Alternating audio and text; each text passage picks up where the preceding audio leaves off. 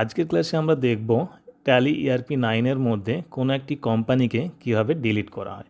সম্পূর্ণভাবে একটি কোম্পানিকে ডিলিট করার জন্য আমাদের ট্যালি গেটওয়ে মোড থেকে কোম্পানি ইনফোতে প্রবেশ করতে হবে। সেজন্য আমরা কিবোর্ড থেকে Alt+F3 ব্যবহার করব। প্রথমে আমরা আমাদের কোম্পানিটিকে সিলেক্ট করার জন্য সিলেক্ট কোম্পানি অপশনে ক্লিক করব। লিস্ট অফ কোম্পানি থেকে আমরা যে কোম্পানিটিকে ডিলিট করতে চাইছি সেই কোম্পানিটিকে সিলেক্ট করে নেব। সিলেক্ট করার পর আমরা অল্টার ফাংশনে আসব। অল্টার ফাংশনে আসার পর এন্টার করে আমাদের লিস্ট অফ কোম্পানি থেকে কোম্পানিটিকে সিলেক্ট করে নেব। এখন আমাদের যে কোম্পানিটি ডিলিট করতে চাইছি সেই কোম্পানিটি পুরোপুরিভাবে কোম্পানি ফর্মের মধ্যে ওপেন হবে।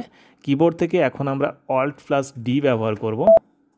দেন আমাদের সামনে নতুন একটি পপ আপ উইন্ডো শো হবে, যেখানে ডিলিট এবং কনফার্ম করার জন্য আমরা ইয়েস টাইপ করব। ইয়েসের জন্য কিবোর্ড থেকে ওয়াই পেস্ট করতে পারি বা মাউস দিয়ে ইয়েস বোতামে ক্লিক করলেই তখন ট্যালি আমাদের কাছে রিকনফার্মেশন আবার চাইবে যে আর ইউ শিওর তুমি কি ডিলিট করতে চাইছো।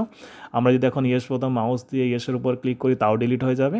আবার যদি আমরা কিবোর্ড থেকে ইয়েস কমান্ড দেওয়ার জন্য কিবোর্ড থেকে ওয়াই কি পেস্ট করি তাহলে আমাদের কোম্পানিটি কোম্পানি লিস্ট থেকে ডিলিট হয়ে যাবে। এখন আমরা চাইলে নতুন একটি কোম্পানি আবার ক্রিয়েট করার জন্য ক্রিয়েট অপশানে ক্লিক করতে পারি বা অন্য আদার্স কম্পিউটার থেকে যদি কোনো আমাদের ব্যাকআপ নেওয়া থাকে সেই কোম্পানিটিকে আমরা আমাদের এখানে রেস্টোর করে নিতে পারি। এ ছিল আমাদের আজকের ভিডিও। দেখা হবে পরবর্তী ভিডিওতে। পরবর্তী ভিডিওর মধ্যে আমরা আমাদের কোম্পানির step by step ledger group বা গোডাউন্স কীভাবে ক্রিয়েট করব সেগুলি দেখব।